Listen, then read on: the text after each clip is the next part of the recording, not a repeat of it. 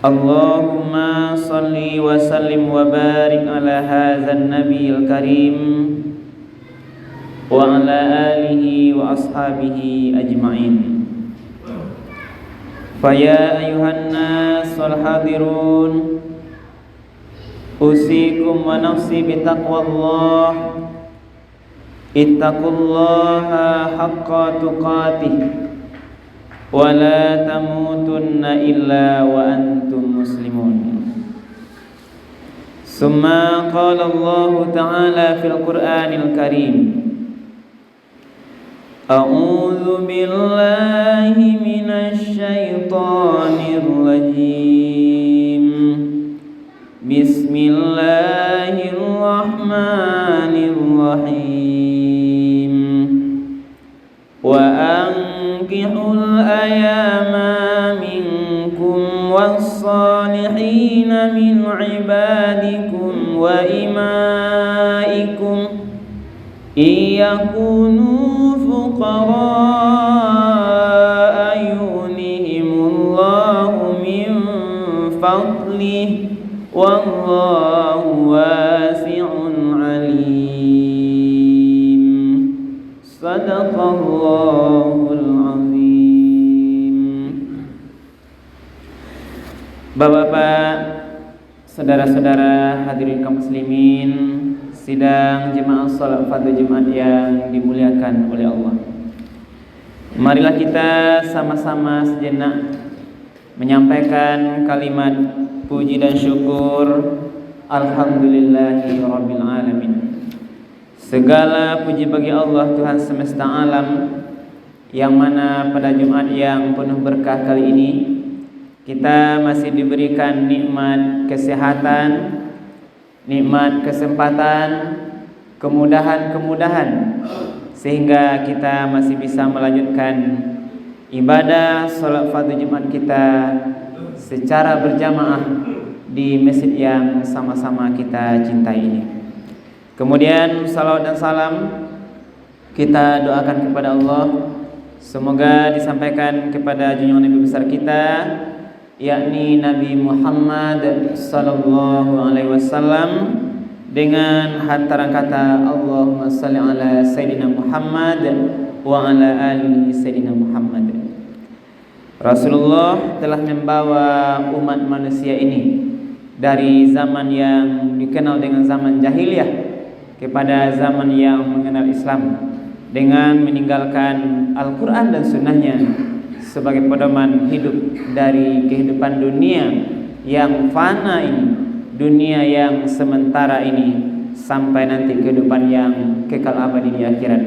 Karena itu hadirin kaum muslimin, mari terus kita jadikan Al-Quran dan sunnah Rasulullah untuk pegang hidup kita dalam menjalani aktivitas kita sehari-hari. Bapak-bapak dan hadirin kaum muslimin jemaah salat fardu Jumat yang dimuliakan Allah, pada khutbah kita yang singkat kali ini, khatib mengambil dasar khutbah kita Al-Quran surat An-Nur ayat yang ke-32. Ayat ini hadirin kaum muslimin berbicara tentang anjuran kepada wali agar menikahkan putra-putrinya yang masih bujangan atau yang masih gadis. Ayat ini perlu kita ingat-ingatkan hadirin kaum muslimin, karena melihat sebagian kenyataan hari ini ada kebiasaan-kebiasaan yang tidak memahami hakikat atau tujuan utama betapa pentingnya kenapa Rasulullah menganjurkan para lelaki untuk segera menikah. Ini diantaranya menjaga agar terjauh daripada perbuatan-perbuatan dosa yang tidak diinginkan oleh Allah. Mari kembali kita mencoba melihat ayat ini hadirin kaum muslimin. A'udzubillahi minasyaitonirrajim. Bismillahirrahmanirrahim. Wa ankihul ayama minkum, dan nikahkanlah. Berarti nikahkan berarti arahnya kepada ayah.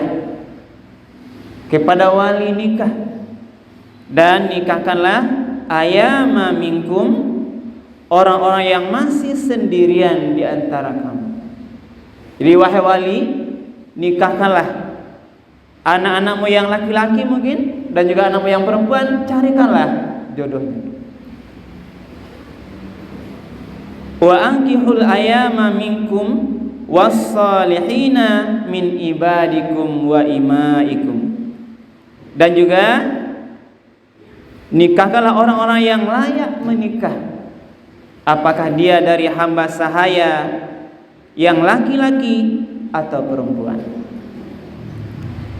Iyakunu fuqara. Lalu apa kata Allah? Dan sekiranya mereka itu miskin, ba'al ka menikah karajulun ado, awak miskin. Ini kira-kira gambarannya. Apa kata Allah? Iyakunu fuqara yunihimullahu min fadlih. Allah akan memberi kemampuan kepada mereka dengan karunia-Nya. Jadi jangan ragu. Dan ditutup ayat ini oleh Allah, wallahu wasi'un alim. Allah itu wasi'un. Allah maha luas pintu rezekinya. Di darat, di laut, di udara, bahkan yang belum terdapat di seluruh alam bumi ini, Allah katakan wasi'un alim. Allah maha mengetahui akan hamba-hambanya, mengetahui yang lahir yang batin, mengetahui kebutuhan hamba-hambanya dan segalanya. Jadi ini ayat adalah bagaimana memotivasi ajaran agama kita, hadirin kaum muslimin, ternyata tidak menginginkan kebiasaan membujang ini. Bahkan Rasulullah dalam sebuah hadis dikatakan, ya ma'syara syabab, wahai para pemuda, man istata'a minkumul ba'ah, siapa di antara kalian yang sudah ba'ah, memiliki kemampuan lahir batin, karajul lahado, badan fisik sehat, ba'ah, falyatazawwaj, maka hendaklah dia segera menikah. Apa gunanya? Fa innahu aghaddu lil basar.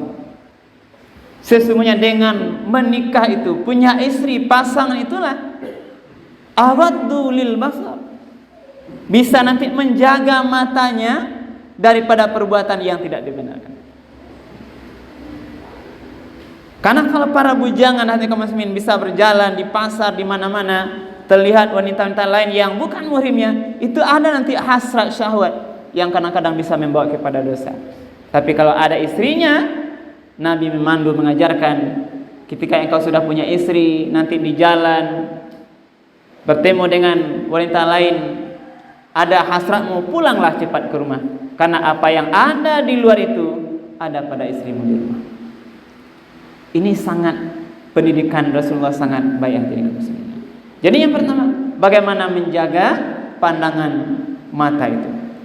Wa ahsanu lil fard, dengan menikah itu nanti menjaga kemaluan, menjaga kehormatan diri.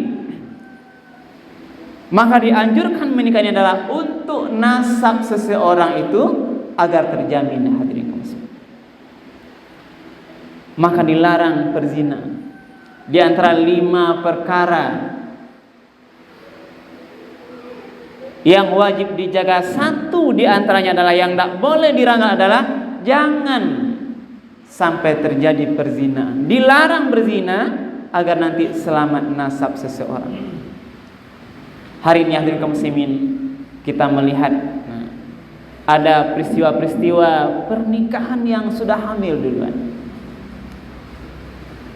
Lalu menikah, ini fakta hadirin kaum muslimin. Tidak 1, 2, kami yang mengalami sebagai penghulu di kawan, keteledoran, kelalaian, Sehingga orang tuanya yang harusnya berseri-seri bahagia ketika mendaftarkan anaknya menikah, apa kenyataannya? Ternyata dia menangis mendaftarkan nikah. Pak Kua, Pak Penghulu, hamba akan mengantarkan nikah anak, tapi kok ibu bapak menangis? Iya, inilah lah calon song bahasa. Ini fakta hadirin kaum. Kebebasan pergaulan hari ini, muna-mudi yang bebas kemana-mana hari ini. Ini di depan mata kita. Bisa jadi inilah yang barangkali mengundang ujian Allah yang silih berganti datangnya. Datang gempa, datang bencana, segalanya. Ini bisa jadi satu di antaranya. Tidak hanya di mana-mana seakan-akan pergaulan bebas sesama muda-mudi. Tidak hanya muda-mudi, juga yang lain bagi yang sudah pasang menikah. Di kaum muslimin kita lihat perselingkuhan. Sudah punya istri, dia ajak istri orang lain berjalan, berselingkuh. Dan inilah fakta di pengadilan hadirin kaum muslimin yang menyebabkan sebagian besar perceraian karena perselingkuhan ini. Sekarang banyak perceraian hadirin kaum muslimin. Data pengadilan agama kita 2021 kemarin, setahun itu tercatat perceraian jumlahnya lebih 380 pasang. Sedangkan hari hanya 365. Berarti apa? Kesimpulannya, setiap hari lebih satu pasang suami istri bercerai di pasangannya. Ini fakta hadirin. Karena itulah mari hadirin, yang bercerai itu tidak hanya pasang muda. Ada yang bercerai di umur pada saat karirnya sedang naik, jabatan sedang di tangan, rezeki sedang ada. Kalau gale sedang balabo, sedang jaya-jayanya hadirin kaum muslimin, ternyata terjadi perceraian. Apa yang salah dengan ini? Dan ini tidak menjamin kita yang sekarang berumah tangga ini hadirin kaum muslimin tidak tahu kita ke depan. Karena itulah kita perlu kembali kepada dasar-dasar syariat agama. Bagaimana membina, menjaga keutuhan rumah tangga kita ini hadirin kaum muslimin. Jangan dalam posisi aman. Ternyata perceraian itu bukan hanya karena uang, banyak penyebabnya. Kalaulah karena uang, kenapa orang-orang kaya bercerai? Orang berpangkat tinggi bercerai, jabatan tertinggi. Inilah hadirin kaum muslimin. Mari kembali kita mencoba menghayati dari khutbah kita yang sekarang. Khatib mengimbau, yang pertama hadirin kaum muslimin adalah tentu kepada wali nikah yang mempunyai masih anak gadis, anak bujang yang rasanya sudah patut menikah, segera carikan jodoh, agar nanti jangan kita menyesal. Lah nampak dah kayak sehari 2 hari pacaran kawan-kawan, itu je kawannya tahu seminggu 2 minggu kita biarkan. Beko panuah kampiannya beko barisila. Daripada banyak perbuatan zinanya, lebih baik segera dijodohkan. Jangan ragu kalau ini mengatakan, kalau bicara persoalan keuangan, takui awak tidak akan makan anak awak, jangan ragu aja kamu. Allah bisa kayakan dia daripada nanti jauh perbuatan yang akan memalukan kita. Ini gambaran ini. Nah, lalu bagaimana hadirin kaum muslimin? Rasulullah mengajarkan kepada kita, walaupun kita dianjurkan segera menikah, yang bujang-bujang segera menikah, Nabi telah memberikan panduan ba'a mencari pasangan yang menurut agama. Satu hadis an Abi Hurairah an Nabi sallallahu alaihi wasallam, Nabi mengatakan, tungkahul mar'atu li arba'in. Dinikahi perempuan itu karena 4 hal. Bapak-bapak mencari menantu, lihat 4 hal. Yang pertama apa kata Rasulullah? 5 lihat. Lihatlah hartanya. Boleh awak mencari cinan kaminantu ataukah istri ataukah suami yang bapitih yang saranglah bakar aja boleh hadirin kaum muslimin.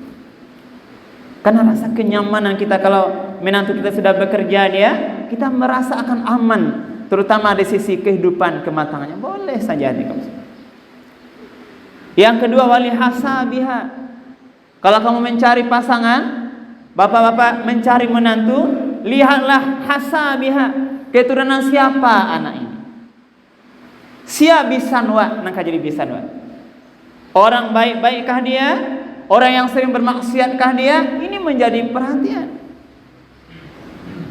Jangan sampai pula nanti hadirin kaum muslimin, awak kamu minantu baru kenal dengan minantu itulah ijab kabul. Kami pernah mengalami ini. Ditanya, lah kenal Pak Jo minantu nang ijab kabul ko. Lah pernah apa sebab? Alo le Pak ko. Pak Pengulu. Inilah yang terjadi. Tu banyak, awak lah yakin saya anak awaknya ko. Katuju dan awak kita langsung terima, bahkan kita bertemu dengan menantu kita ini hanya pas akad nikah. Tidak ada proses pemeriksaan. Nabi mengajarkan wali hasabia, lihatlah keturunan siapa ini, sia ayah amaknya. Karena di Minang ko ayah cucuran atau jatuh hanya kapal limbahan. Kalau elok ayahnya, insya Allah elok anaknya. Kalau ayahnya tidak elok bermaksiat sering, biarkan darah daging ayah ini akan mengalir kepada tubuh anaknya. Walaupun satu-satu kita lihat ada ayahnya yang tidak baik melahirkan anak yang baik yang soleh, itu pengecualian harinya kamu. Yang berikutnya lihatlah wali jamal, lihatlah faktor kecantikan dan kegagahnya. Boleh kita melihat sanang kana ranca, minantu ranca gagah cantik, bangga kita, boleh dilihat. Tapi tidak sampai di situ. Hadis menutup dengan perkataan kata Rasulullah, walidiniha, lihatlah agamanya, fasfar bizatiddin, dan utamakanlah agama ini dulu. Kalau kamu utamakan agama, apa kata Rasulullah? Taribat siadak, insya Allah kamu akan selamat. Yang tiga di depan, harta, keturunan, gagah, cantik, sementara hati kamu. Kalau harato menikah minantuku kayu, dalam sekejap harta ini bisa dimiskinkan oleh Allah. Kalau kita lihat karena besan kita, orang baik-baik, besannya akan meninggal. Lihat gagah cantik, orang cantik dalam sekejap jatuh dari kendaraan, terbakar wajahnya, hilang cantiknya. Apakah karena itu kita akan bercerai? Kan itulah yang kekal abadi. Lihatlah agamanya. Dan agama inilah yang sebagian kurang menjadi perhatian bagi orang tua yang hendak mencari menantunya. Yang ditanya yang nomor satu tadi, sia calon menantu nak, siapa jadi suamimu? Tunyo si fulan tu. Pertanyaan kita pertama adalah, di mana karajonyo? Sinan karajonyo ya Pak. Oh itu karajonyo, jadi sudahlah orang tuanya besok mari. Jarang kita dengar, oh itu menantumu. Sebelum ayah ibu terima nak, kalau kamu untuk menjadi suamimu, suruhlah dia datang. Bapak ibu lihat dulu bagaimana pandai semayang daknya, pandai mengaji daknya. Pak tengok dulu nak. Besok menyasa kau nak. Inilah dia yang terlupa. Karena itulah hadirin kaum muslimin, di khutbah kita yang sekarang ini khatib ingatkan, mari kita tetap menjaga bagaimana Allah Subhanahu wa taala ingin kita rumah tangga ini menjadi rumah tangga yang kekal abadi. Sakinah, mawaddah, warahmah. Dan bagi anak-anak kita yang rasanya sudah cukup umur, lah layak menikah, mari kita carikan, segerakan untuk mendapatkan pasangannya, agar nanti terjadi hal yang tidak kita inginkan, terjadi perbuatan zina. Karena hari ini semuanya sudah mudah. Kalau dulu orang berzina bersobok langsung, sekarang tidak. Dia bisa melalui HP-nya masing-masing. Video call dia di kamarnya, kita tidak tahu di kamar. Janjian dia tidak tahu. Mudah kita terkecoh. Maka itu sebelum kita menyesal, terkecoh dan sebagainya, mari kita jadikan panduan yang kita bacakan ini. Mudah-mudahan seluruh keluarga kita dan rumah tangga kita menjadi rumah tangga yang selalu dalam ridha Allah Subhanahu wa taala. Mudah-mudahan bermanfaat, berbanyak manfaat. Tabiru ya ulil absar la'allakum turhamun.